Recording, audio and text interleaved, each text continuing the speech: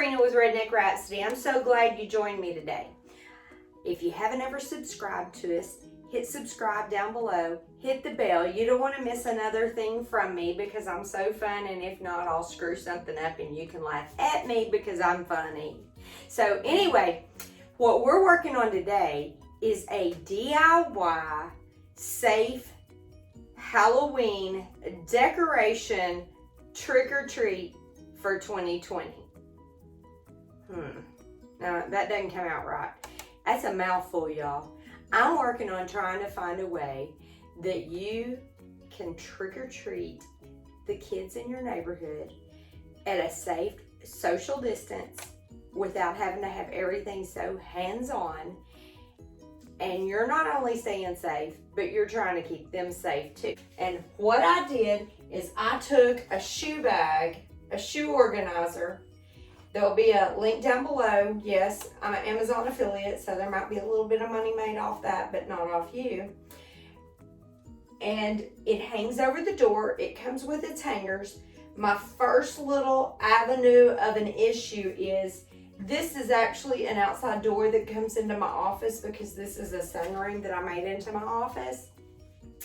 And what I'm having to do is I'm having to take those hooks, which, let me bring them up here. They're that big and they need to be about that big, but they don't bend real well. They start trying to crack and the paint comes off, but you don't really care because it's gonna go over your door and you just want it to be able to shut. And just to show you a little detail, see how this one's sitting up high? That's how it comes from the store because it's made to go over like a normal closet door, not an outside doorway.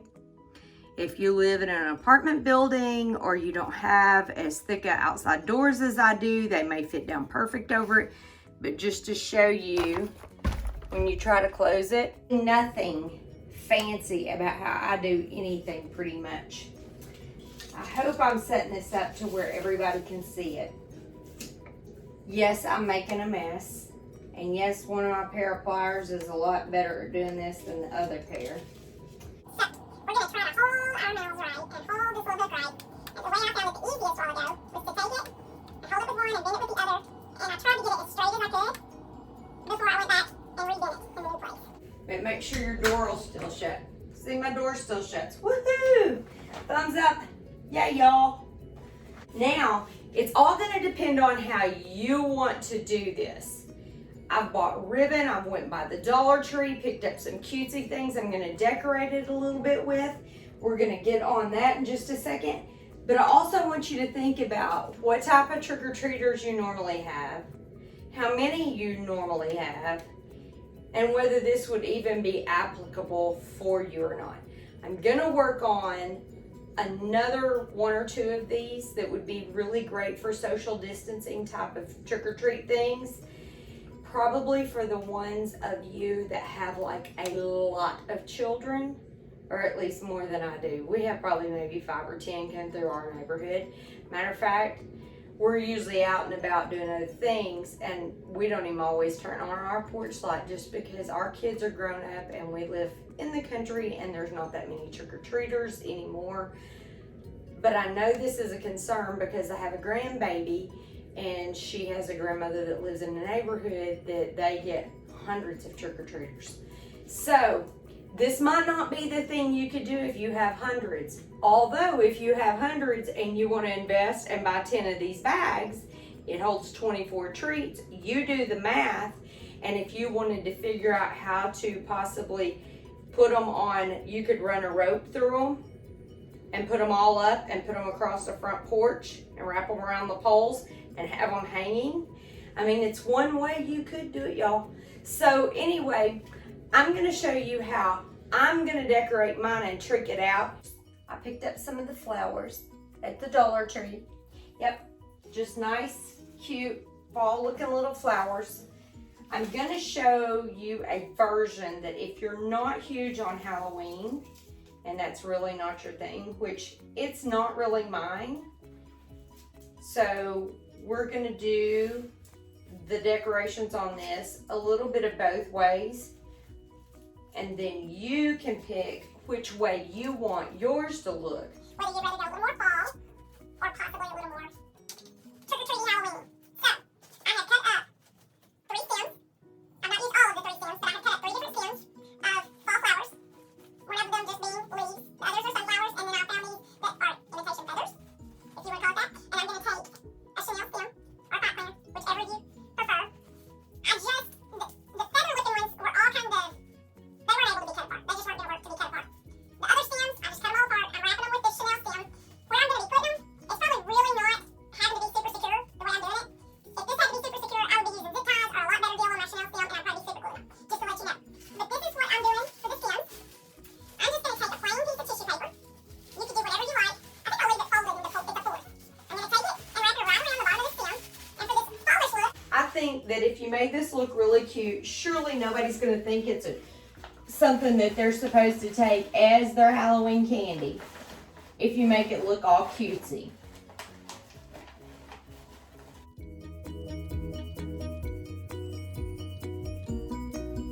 There are many ways to make a bow.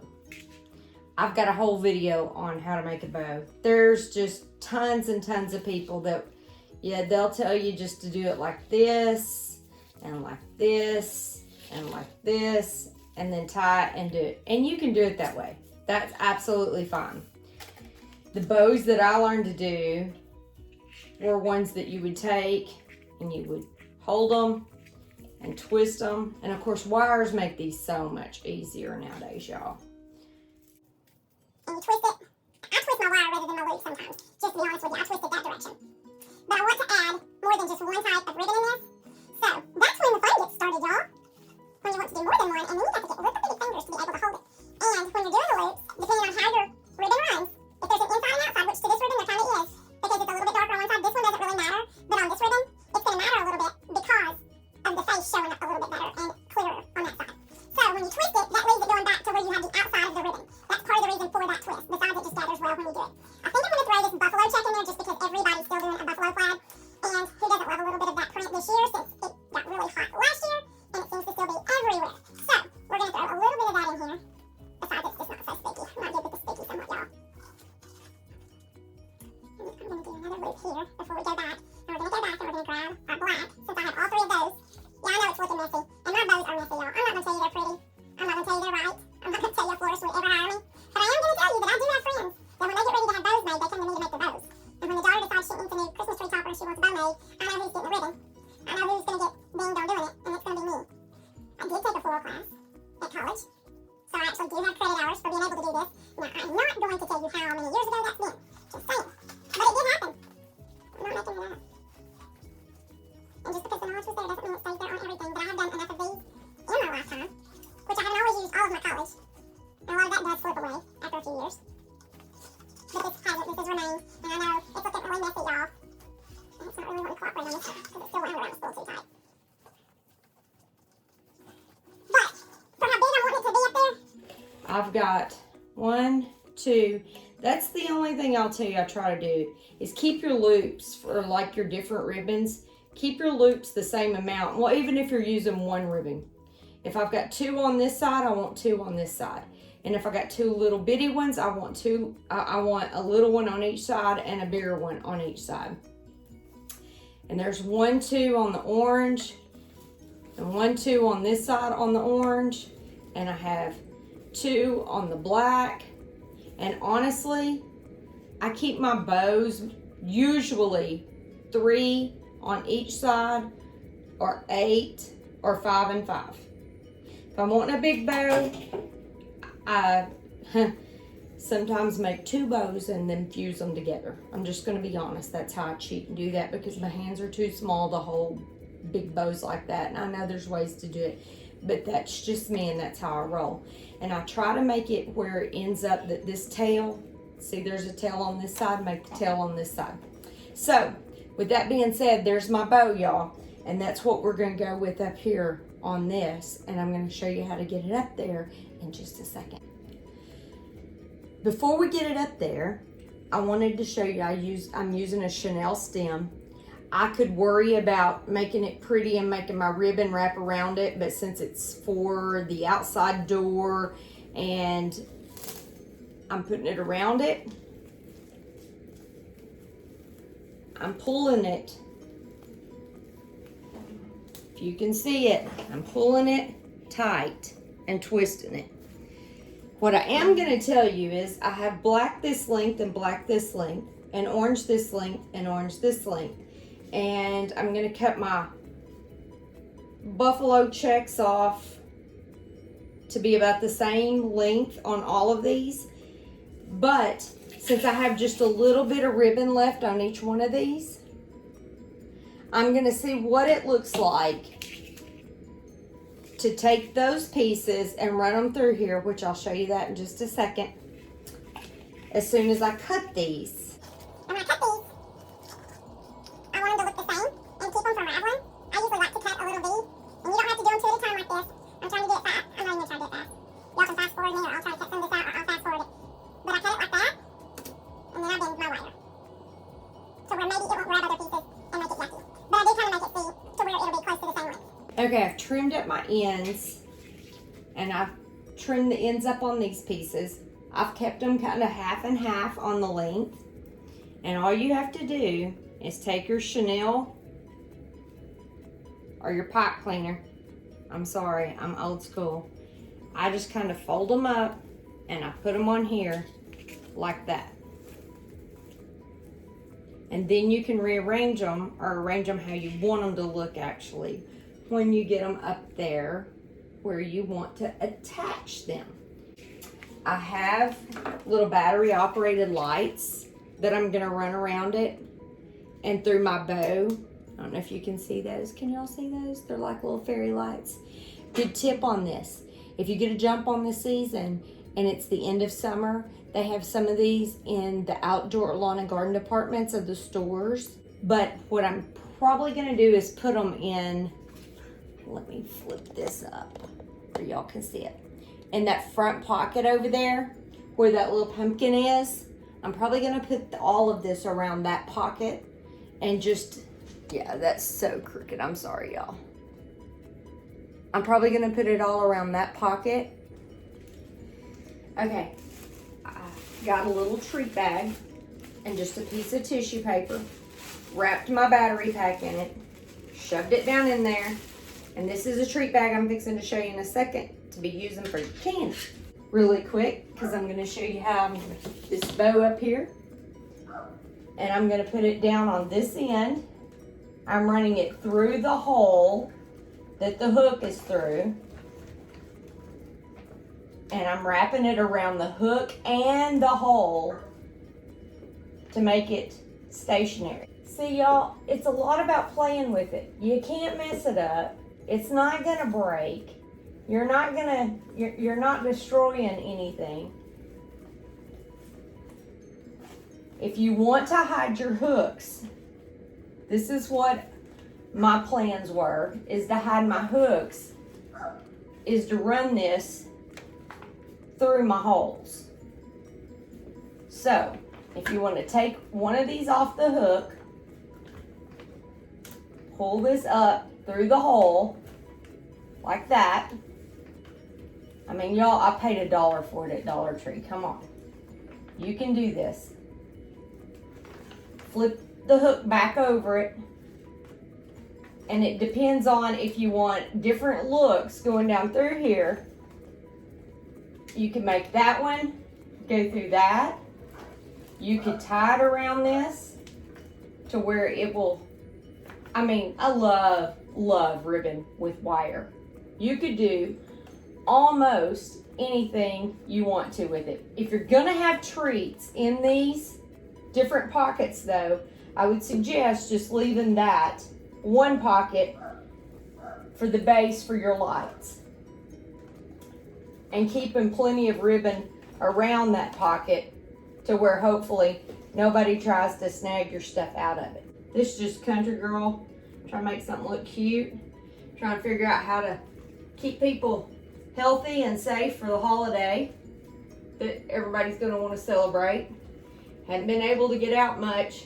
Maybe we'll at least have a good turnout for all the little goblins and ghosts and witches and warlocks. Not that that makes me happy saying that, but there we go. I picked up a couple of packs of these little felt peel them and stick them decorations. You can see I've put the hoot owl on here. He's over here. I have a cute little jack-o'-lantern. Let's see. I'm gonna put him down here. These are great to put in your Halloween sacks. And for that, I'm going back to talking about treats now. You do what you want to on treats. I don't always love giving children a ton of candy. They're gonna get a ton of candy no matter what. But if you do, and you wanna keep it safe this Halloween, you can just put them in the bags ahead of time. Let them set. Use your safety gloves, your food safe gloves. Put it on your note, reassure the parents that's how you're doing it. You can put these in here. If you want that to look a little fancier, I don't know if your mama taught you how to curl ribbon. My mama taught me how to curl ribbon. I was raised in a dress shop, wrapping presents for people. If you want to make it more cutesy than just that, you open your ribbon, you open your scissors, don't cut your finger. So you run your ribbon down it, and you have cute little curly cues on your ribbon. If you've not ever done that, there you go. That's how that works. You can put those in the pockets. If you like full-size candy, and you like to be the one that gives the really good prizes,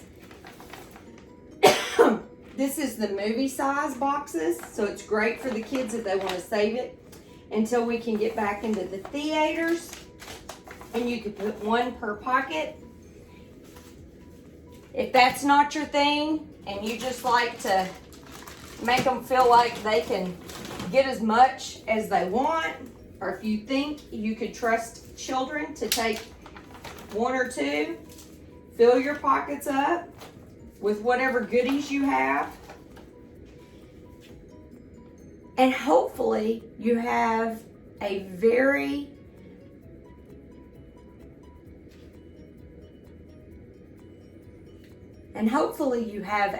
safe social distancing Halloween with your over-the-door shoe hanger bag that you've converted into a really cool trick-or-treat that you don't have to see people, touch people, breathe on people. You can have it all set up.